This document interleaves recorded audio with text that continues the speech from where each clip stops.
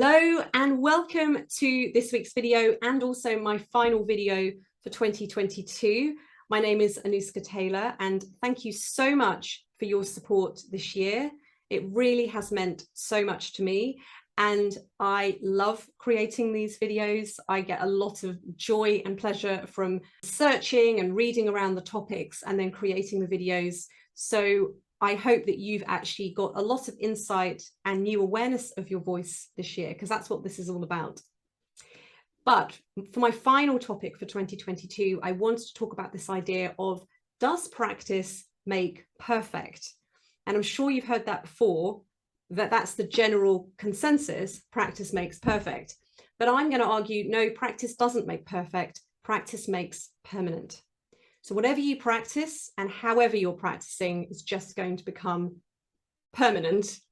It's not necessarily going to be perfect.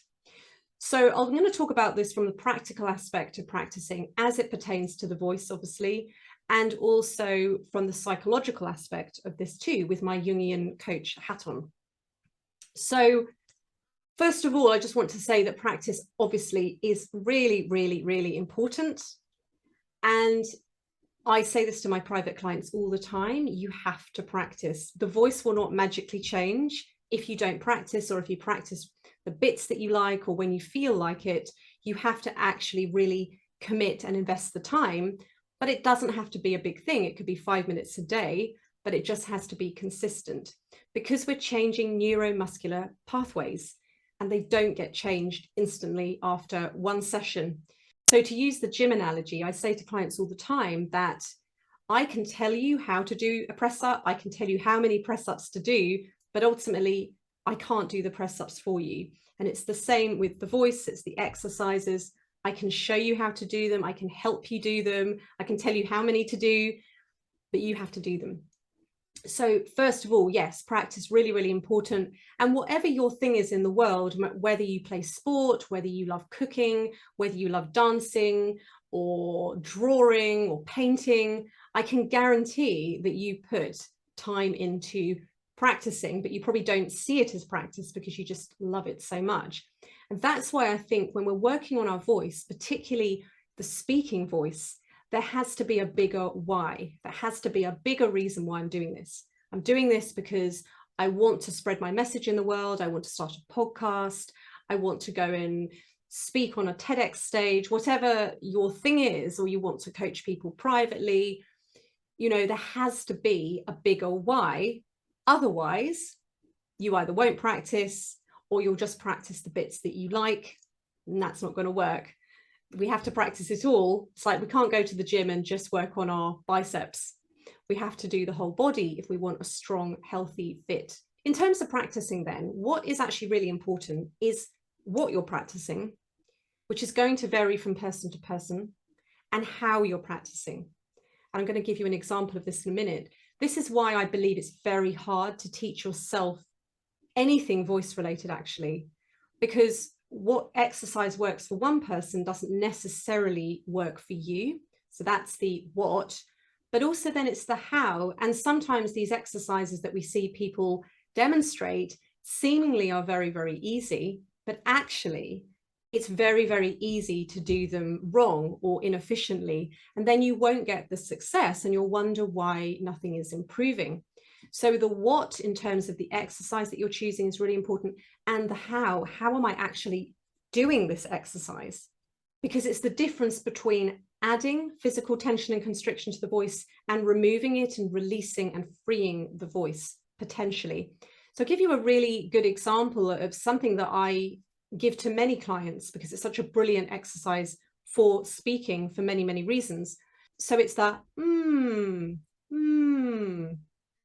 and seemingly going is really easy. And yes, I mean, it is really easy, but it's so easy also to do wrong because there's so many ways you can actually squeeze into this sound.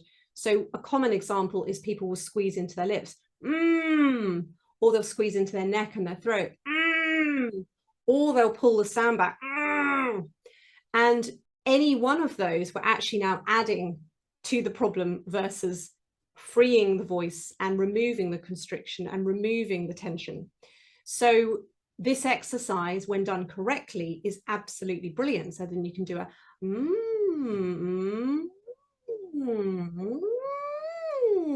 so you can find a real kind of freedom in the voice, as long as everything's not tensing, constricting, and squeezing into the sound. But if you're new to this, you won't even necessarily know you're doing it. So it's not to beat yourself up. Often when there's a pattern of a lot of constriction or tension in the voice, the person doesn't know that they're doing it. They're not deliberately doing it. So they don't know that they are even squeezing into their voice in the first place. And I see this a lot with clients. I will ask them, I can hear constriction or tension in the voice. And often they have absolutely no idea until we start to do something to remove that. And then they can feel the difference. They can feel the freedom now in their voice versus the new normal of that constricted voice was just, well, that's what my voice feels like all the time. So I think it's really important. So that's what I mean by the exercise is really important, and also how you apply the technique to that exercise. And that's where you really need someone that can guide you and help you. What's the right exercise for you? And how do I actually apply it in my voice? So we're all different, essentially. And there isn't a cookie cutter approach to this.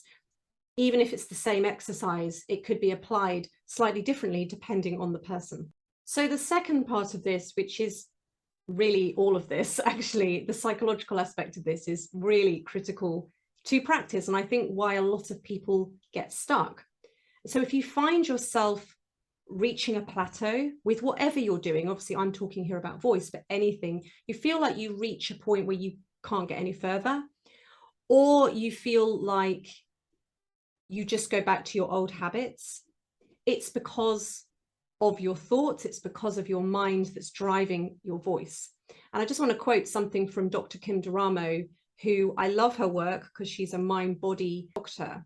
And she says, your mind and body are fully integrated and cannot be separated. As soon as you have a thought, the message is instantaneously transmitted throughout every cell in your body. So how profound is that? Which of course includes the cells in our voice, includes the cells in our lungs, includes the cells in our heart, includes all the cells in our vocal tracts, like everything. The challenge with this, from our perspective, is most of our thoughts are unconscious, which is why Jung talks about until we make the unconscious conscious, it will direct our life and we will call it fade, which is why people will feel like they reach a plateau with their practice, or they'll just end up going back to what they were doing before, because it's the unconscious thoughts that are really driving their voice. And also, because we're talking about practice today, it's the unconscious thoughts that are really driving your practice as well. And this is where it can get very tricky, because the ego doesn't want us to go here. The ego wants it to all stay unconscious, so we stay in our comfort zone. So we consciously want to change our voice. So we want to find greater power in our voice, but unconsciously we have a resistance or a fear to having more power in our voice, because otherwise we would have the power in our voice. And this is my philosophy with all my voice work, and also similar to what Dr. Kim talks about in terms of health and the mind-body connection, is that our true voice is already powerful, open, free, healthy, expressive.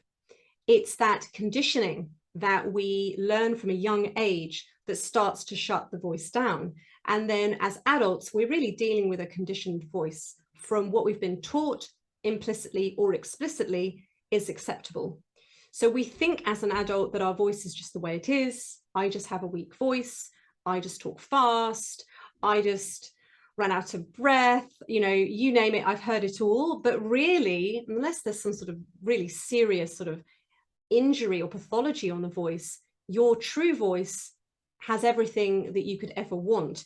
It's really just about removing that covering, removing that layer of conditioning to really reveal the true voice, which is why I talk a lot about freeing the voice, because we are really freeing the voice. The voice is already there, it just needs to be freed. It's like locked in a cage almost, and we're getting the key, we're unlocking the cage, and we're letting the voice out.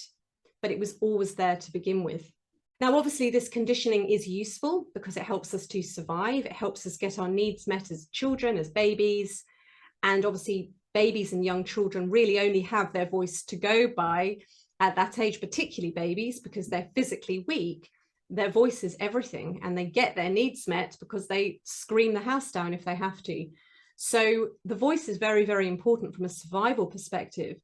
But when we get to a certain point in our life, we need to start transitioning out of survival and into this kind of higher mind of actual potential and possibility, and really accessing our true self and our true voice.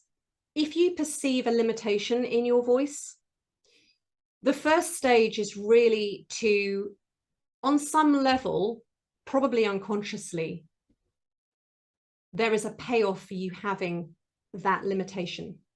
And it's starting to just open that up a little bit, because initially the ego will resist that and say, no, no, no, no, that's because of A, B, C, D, E.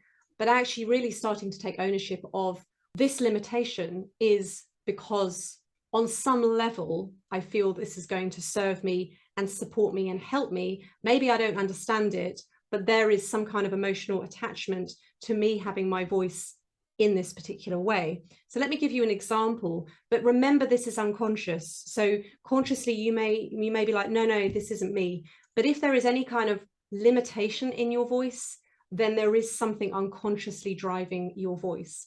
It's very, very common for people, and actually my most popular video on YouTube is about people that say they speak too fast. And it's a common reason people come and work with me privately. They will say, I speak too fast, I want to slow down my voice. So I hear this all the time. And again, coming from my philosophy around the voice, there's a reason you speak too fast. It's not random. And when you don't understand that reason on a deeper level, I can give you all the tools and exercises in the world, but unconsciously there's a reason why you speak fast. So if you don't explore that, you will either just reach a plateau when you practice, you won't practice, or you'll just practice the bits you like, and you'll just end up going back to what you were doing before, because emotionally that is holding something in place and it's protecting you in some way. So when we speak fast, there's usually some fear or judgment around speaking slower. And I'm just going to give you some examples of when I've done the sort of deeper work with people, what we've come to around why they might actually fear slowing their voice down. Again, this is very, very personal. This may not resonate with you, but it's just starting to kind of peel back the layers of the onion to get to the root of what is this really about. So first of all, if I slow down, I'm worried I'll be interrupted and I won't get a chance to say what I need to say. Now, this is really common if you grew up in a home where you didn't feel heard, where people talked over you, where you were dismissed a lot. So you may develop a voice persona of speaking fast so that people can't interrupt you. Because if we speak slower and there's gaps and there's pauses, then someone can butt in much more easily than if we just keep speaking. So again, we're looking at this is protecting you. It's protecting you from that pain of being interrupted. So another example is if I speak slow, I can actually be heard. I mean, this sounds crazy, doesn't it? It's like, well, of course we want to be heard, but you would be amazed actually on a deeper unconscious level, how many of us really fear being heard. So if I slow my voice down, people can hear what I'm saying. That is vulnerable. If I speak fast, there's a chance that people won't catch every single word I say. So slowing down becomes very scary and very vulnerable, because potentially we're opening ourselves up to being criticized and being judged. Another example is I'm uncomfortable with the limelight. I hear this a lot from clients. So they'll say things like, I don't want to be a performer. I just want to learn to speak with greater power, for example. And it's like, well, if you're speaking in public, you are a performer because you're standing on a stage in public. But it's more your judgments and your resistance around the word of being a performer. And so obviously a performer is in the limelight. And sometimes, and not every performer likes it, but sometimes performers actually love being in the limelight. So there's often a lot of connotations around that word and the idea of being in the limelight. So if that one's for you, check in with yourself around what's your judgment or your resistance around an idea of being a performer, because I guarantee there'll be something there around, I don't want to be a performer. And then that translates into, I don't really want the limelight on me. And so then when you come to speak in public, particularly, you're going to want to get through it as quickly as possible, so you have the least amount of limelight on you. Another example is if I speak slow, then people might think I'm stupid and I don't really know what I'm talking about. I'm not very intelligent. I'm not very bright. We often associate speaking fast with intelligence. And again, remembering that the ego makes everything black and white, good, bad, right, wrong, black and white. There is a middle ground between speaking really fast and really slow. You can actually just speak at a really comfortable pace where people can understand you, but you can also clearly articulate and get your words out and still have fluency. And this is a big part of it too. So I would argue it's more about fluency than about just speaking fast. But again, the mind will often associate speaking fast equals intelligent. So I don't want to slow down my voice unconsciously. And then finally, and this is a big one, again, I hear this a lot as well, is everyone in my family speaks fast. And so if I slow down my voice, then they're going to think there's something wrong with me, and I'm going to, you know, draw attention to myself in my family dynamic.